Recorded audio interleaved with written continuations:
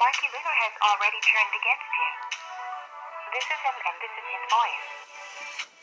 Are you ever lonely? Do you ever get sad? Choose hope today. Let despair die. Choose hope today. Choose hope today. Choose hope today. Choose hope today. Choose hope today. Choose hope today. Choose hope today. Despair is a sin.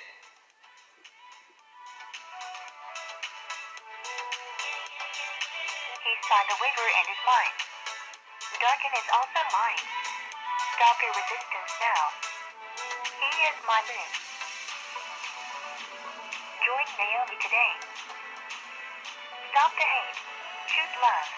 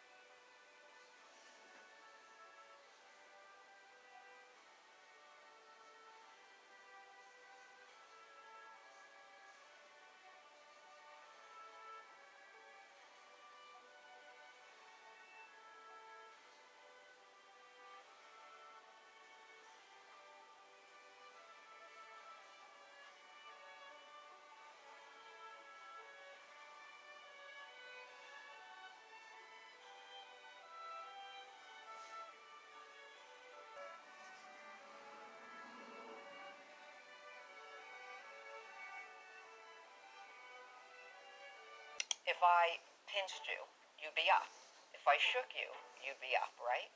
But under anesthesia, I'm going to pinch you and do a full operation, and you're not up. So it's really further on the spectrum of unconsciousness. 10, 9, 8, 7.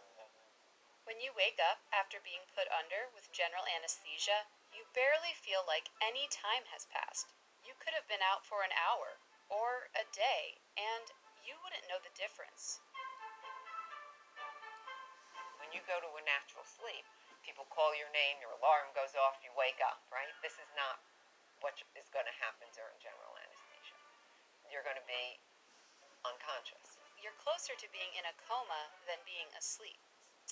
Anesthesia was first used during surgery in 1846. The drug provided at that time was ether.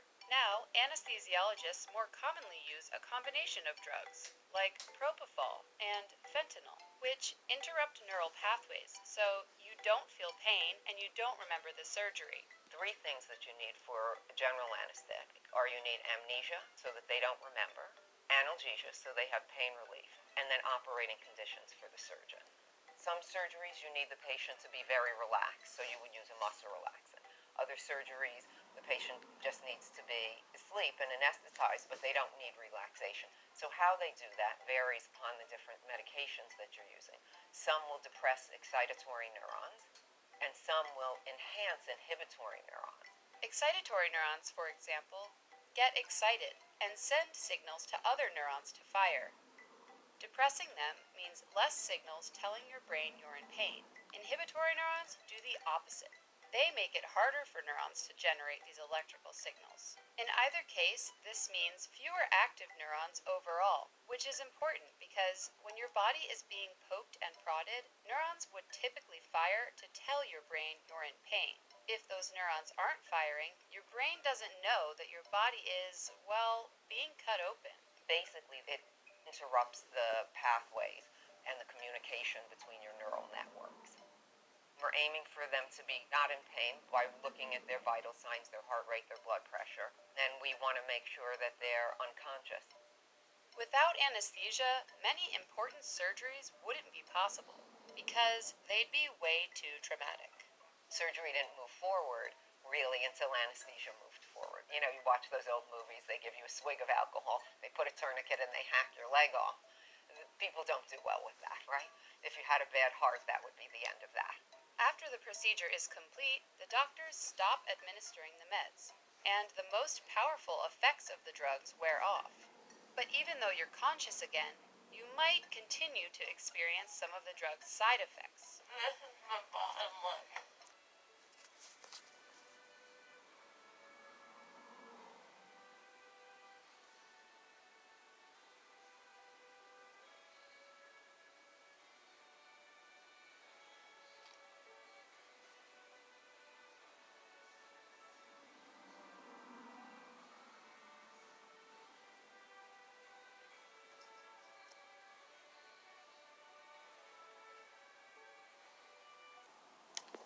Hello, I am Valentine.